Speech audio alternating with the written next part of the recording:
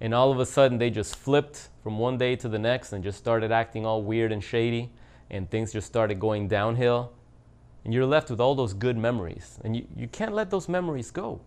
You can't let those memories go.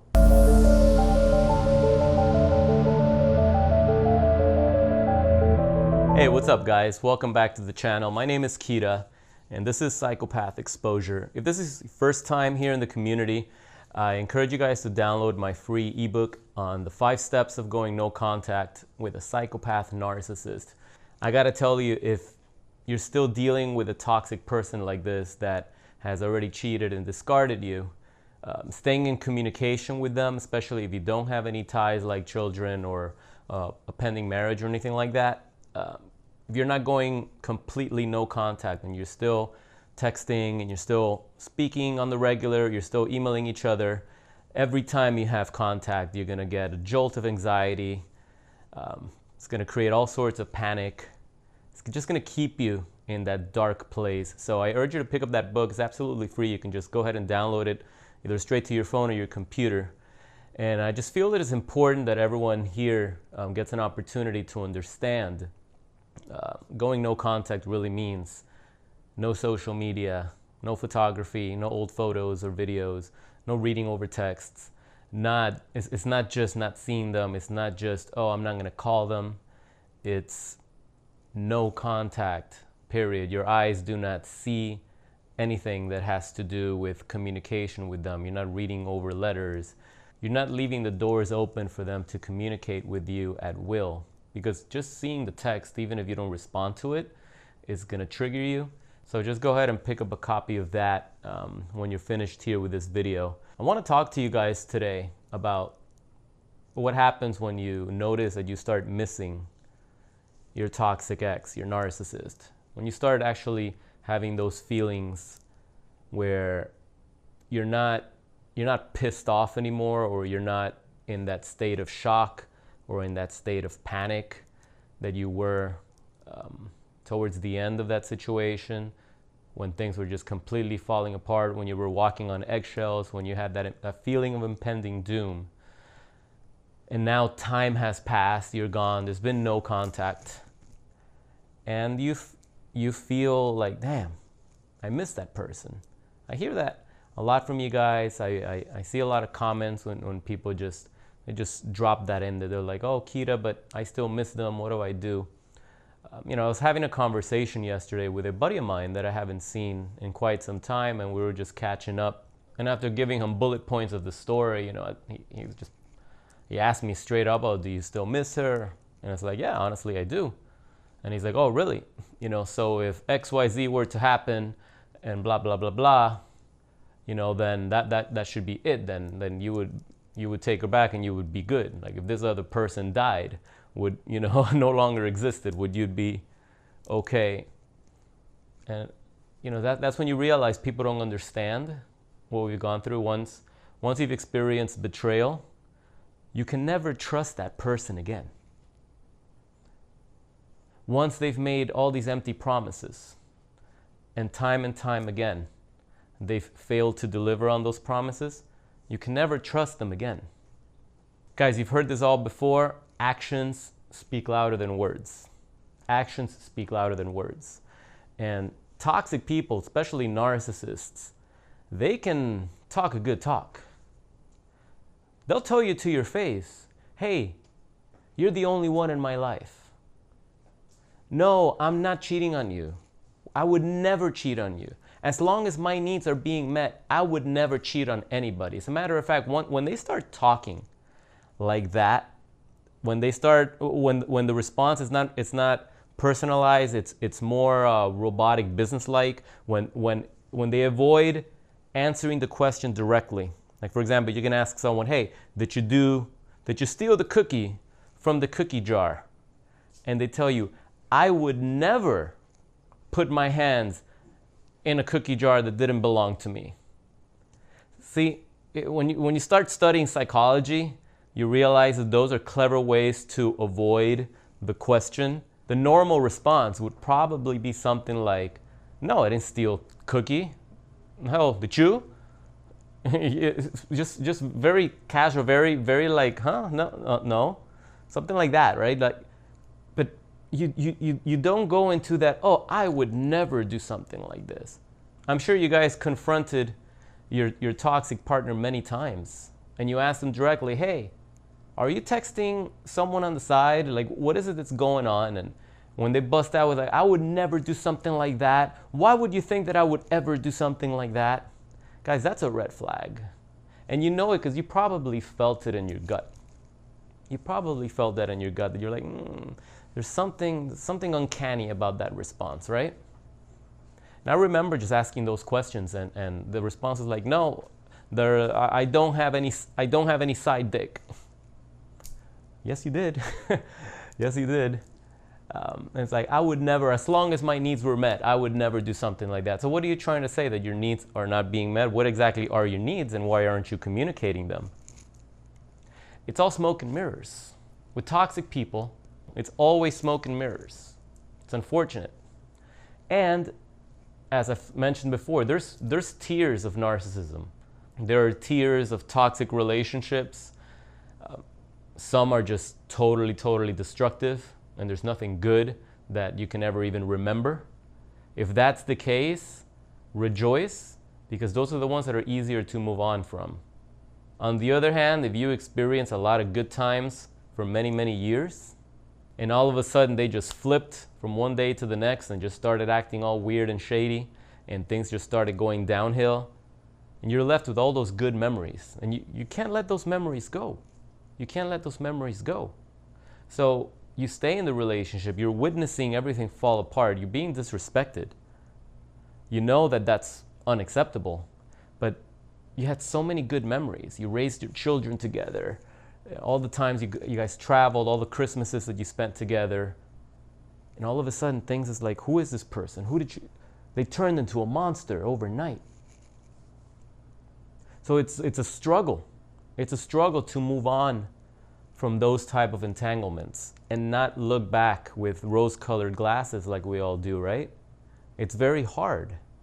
But you know what's harder? Staying in a toxic relationship like that. Staying in a situation where intimacy is being withheld, where you're being character assassinated, where you're being lied to, you're being gaslighted, you're clearly being manipulated, used. You don't feel that you know who your partner is. You don't recognize your partner anymore. Living in that hell is much harder than moving on from this entanglement.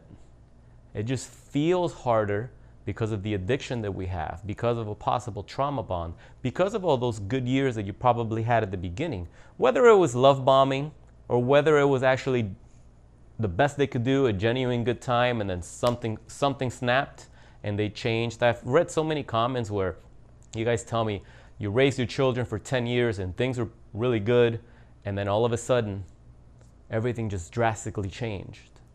And you couldn't even see it coming because everything was perfect. 10 years. Not 10 weeks, not 10 months, 10 years. Right? So go easy on yourselves, guys. Go easy on yourselves. This is a marathon. It's not a sprint. It's a marathon. Healing from narcissistic abuse is a marathon. This is a lifelong thing. This PTSD, this trauma, this stays with you. Just have to learn how to reframe it. You have to learn how to rewire the triggers, rewire the buttons. You have to learn how to get comfortable again, being yourself, being the person that you once were before you were totally destroyed by these soulless predators. But this is not a sprint to the finish line. You can't expect that you're going to feel better tomorrow just because you saw one video and you're like, oh, I can't believe I was so stupid. I can't believe I was so blind. I can't believe I put up with this. No, put the stick down. It's not that you were stupid. You were duped. You were duped. And yeah, we can make a case about codependency. I talk about it all the time. We can make a case about boundaries. I talk about that all the time. But at the end of the day, if you were with someone that was toxic, that has a personality disorder, that has all sort of baggage, they're damaged goods, at some point in that relationship, things are going to go left. And if you have a good heart and you genuinely have empathy, and you believe that you work together through challenges in relationships. You just don't dip. You just don't ghost your partner and go find new supply. You just don't abandon your partner because one little thing isn't going right. That's the new way of dating. That's why I say all the time, social media is breeding a new level of narcissists. These young people, they're growing up in this world where you just dismiss humans. You dismiss them. And you give more of your attention and more of your priorities, more of your focus into the digital, into the virtual reality. This addiction to social media and addiction to the phones and getting likes and status. Using apps like FaceApp to make your face look younger and much more attractive. Just so you can post some pictures on a dating site, which, by the way, dating sites is like a haven for narcissists. It's their playground. It's the narcissist playground. Dating sites is hookup culture. You're being judged on a photo. If you're good at marketing, you probably get good results on dating sites. If you're naturally blessed with good genetics, you probably get good results on dating sites. That doesn't mean you're an awesome person. That doesn't mean you're a catch. In real life, you could be a piece of shit. In real life, you may not have a good personality. In real life, you may be a narcissist. So I stay away from dating sites. I suggest you all do too. I don't care how desperate it gets. I don't care how lonely you get. Because you probably are going to attract another monster if you go on those things. So just be good to yourselves and realize that healing from something like this takes a lot of work. It takes a lot of patience. I like to take drastic action, of course, in order to accelerate the healing process. I like to just rip that Band-Aid right off. Like, I'm the type of person that I've been to the ER, for example, and I've refused painkillers. I'm like, no, I don't want to put that in my body. Go ahead and relocate my finger, right? And it's like, I've seen God when they're doing that. Everything turns black. The pain is unreal. But I like to experience what that feels like and just know that I persevered without drugs. So I'm the type that doesn't escape with alcohol. I'm the type that doesn't go and experiment with hallucinogens. I don't put those things in my body. So I deal with things head on. So this trauma is like, there's no escape. I'm facing it. With this trauma, there's nowhere to run from me except straight through. Straight through is the only way out. If you're walking through hell, keep going, because the only way out is through. You try to escape with some substance and some drugs and parties and things like that, you're just prolonging the pain and the suffering. You're prolonging it. And that's what narcissists do. They don't want to face what they've done. There are some narcissists that genuinely do feel guilt. Small doses, of course. A lot of times they won't tell you, but you can see it in their face. You can see when they're hiding something. You can tell when they know they've hurt you and they've messed things up.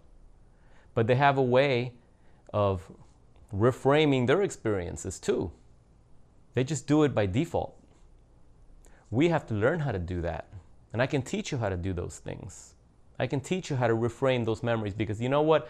Every time we recall a memory, it's a reframe already, automatically. Every time you recall an experience that you had, it's never the way it actually was. And the more time passes by, the more it gets warped and distorted. It's like playing that old game telephone, and you would whisper to each other a secret message, and the next person would whisper it to the next, and the next, and the next, and so on.